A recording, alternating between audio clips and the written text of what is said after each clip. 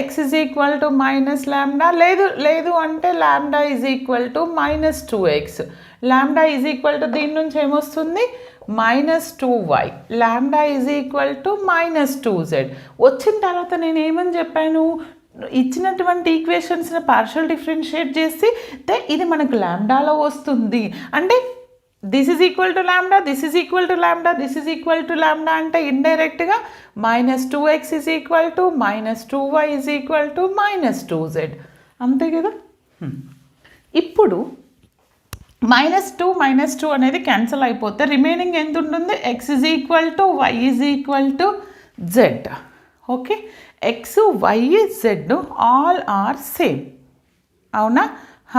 అప్పుడు నేను ఏం చేస్తాను, x y zలని ఇచ్చినటువంటి ఎందులో